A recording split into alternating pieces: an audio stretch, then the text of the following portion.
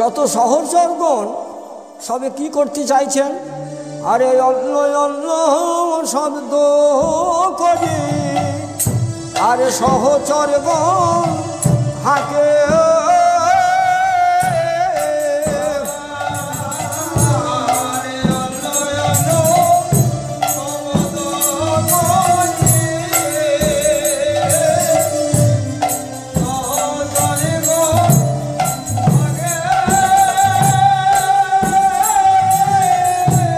ভাবে নিধি ভাবেতে গোনাই আমার ব্রজ ভাবে ডাকে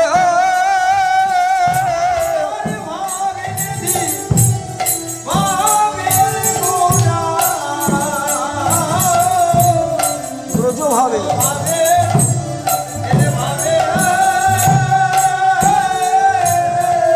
ডাকিতে লাগিল ভঙ্গ হয়ে দাঁড়াইয়ে ডাকিতে লাগিল আয় ভাবের ঠাকুর গৌর হরে, আয় ভাবের ঠাকুর গৌর হরে, আয় ভাবের ঠাকুর গৌর হরে।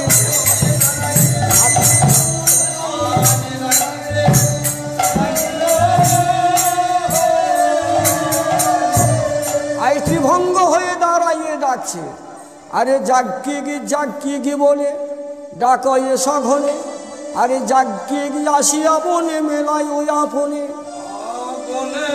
পূরণ করে গৌর হরি, পূরণ করে গৌর হরি।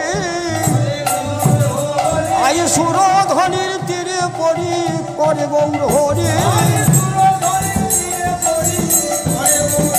আজ সুরধ্বনির যত ভক্তবৃন্দ সঙ্গে করি, ভক্তবৃন্দ সঙ্গে করি, ভক্তবৃন্দ সঙ্গে করি, ভক্তবৃন্দ সঙ্গে করি।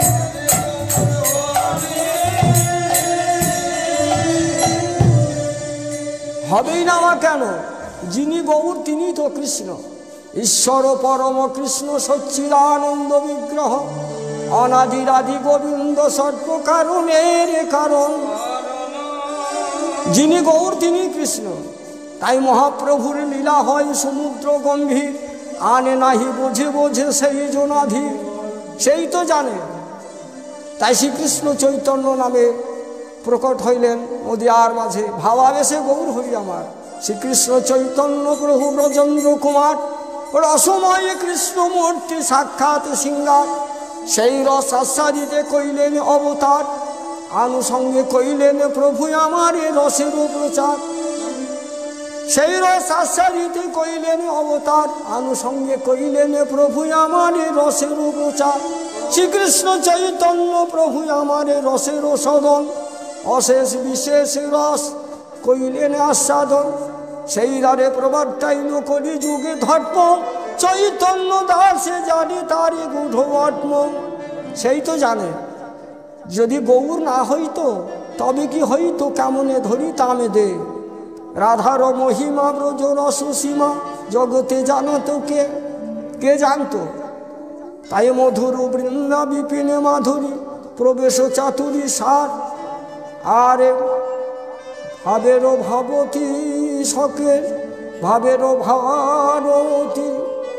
আরে গাও গাও পুন গৌরাঙ্গের গুণ সরল করিয়া মন, এ ভব সাগরে এমন দয়ালে না দেখিল একজন।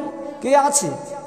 তাই গৌরাঙ্গ বলিয়া না গেলু গলিয়া, কেমনে সাধিব সিদ্ধি, আয় বাসুর হিয়া পাশান দিয়া কেমন করেছে বিধি।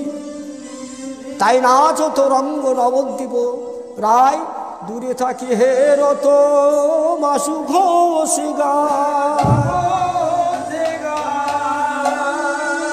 ও হে রত ও বাসু ঘোষে গা।